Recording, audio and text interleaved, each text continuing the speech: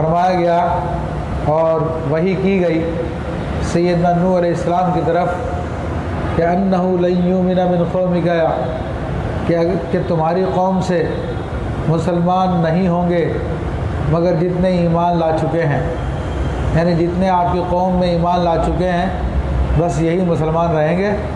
اس کے علاوہ جو اور کوئی ایمان قبول نہیں کرے گا۔ الا من آمن، الا من قد آمن، سوائے اس کے جو ایمان لا چکے ہیں۔ فلا تبتئس، اور اس پر بما کانوا یفعلون، تو فرمایا کہ تم اس پہ غم نہ کھاؤ، تم غم نہ کرو کہ جو یہ آپ کی قوم کے کافر لوگ کر رہے ہیں۔ تو یہ اللہ تبارک و تعالیٰ نے سیدنا نوح علیہ السلام کو تسلی بھی عطا فرمائی، کیونکہ سیدنا نوح علیہ السلام نے اپنی قوم کو کئی سو سال تبلیغ فرمائی، اور یہ عالم تھا کہ لوگ مرنے کو مر جاتے تھے مگر جاتے وقت اپنے بچوں کو وصیت کر جاتے تھے کہ نوح علیہ السلام پہ ایمان مت لے کر آنا، اور نوح علیہ السلام کی اپنی قوم میں عمر زیادہ تھی، تو آپ کے سامنے کئی نسلیں آئیں لیکن وہ کفر پہ بالکل جمے ہوئے تھے، بہت کم لوگ سیدنا نوح علیہ السلام پہ ایمان لائے۔ تو اللہ تبارک و تعالیٰ نے آپ کو تسلی دی کہ اب آپ اس کام کو روک دیں فی الحال، اور آپ غم نہ کریں، ان کو چھوڑ دو جو وہ کچھ کر رہے ہیں۔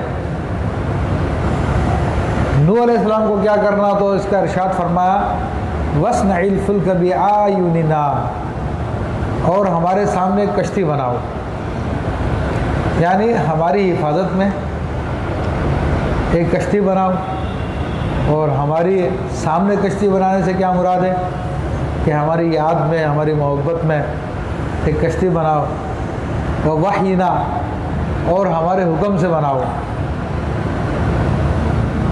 وَلَا تُخَاطِبْنِي فِي الَّذِينَ ظَلَمُوا، اور ظالموں کے بارے میں مجھ سے بات نہ کرنا،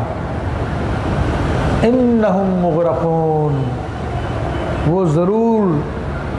غرق کیے جائیں گے، ڈبائے جائیں گے۔ تو یہ اللہ تبارک و تعالیٰ نے یہاں پہ فیصلہ فرما دیا، نوح علیہ السلام کو کشتی بنانے کا حکم دے دیا۔ وَيَصْنَعُ الْفُلْكَ، سیدنا نوح علیہ السلام کشتی بنا رہے تھے۔ اب سیدنا نوح علیہ السلام کشتی کیسے بنا رہے تھے؟ سیدنا نوح علیہ السلام تو اللہ نے فرمایا کہ کشتی بنانے کے کام میں لگ جائیں۔ تو نوح علیہ السلام نے جب اللہ تعالیٰ سے پوچھا کس طرح کشتی بنانی ہے، کیونکہ وہ پہلی کشتی تھی اس دنیا میں جو وحی کی تعلیم کے ذریعے بنائی گئی، تو اللہ تبارک و تعالیٰ نے سیدنا نوح علیہ السلام سے فرمایا کہ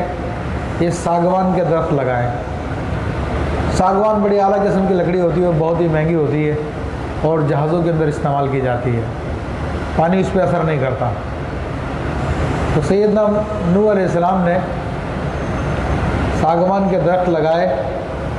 اور 20 سال میں وہ تیار ہوئے۔ جب تیار ہو گیا تو پھر اللہ تعالیٰ نے آپ پہ وحی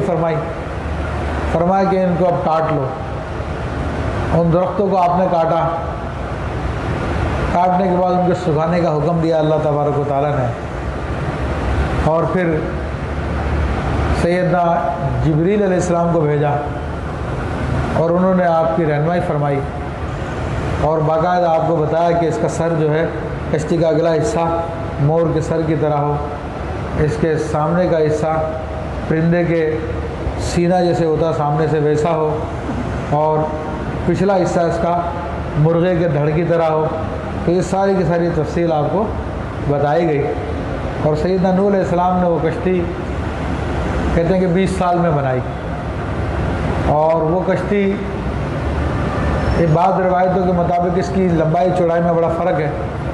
بعض روایتوں کے مطابق وہ 1200 ہاتھ لمبی تھی، 1200 گز کی تھی۔ اب 1200 گز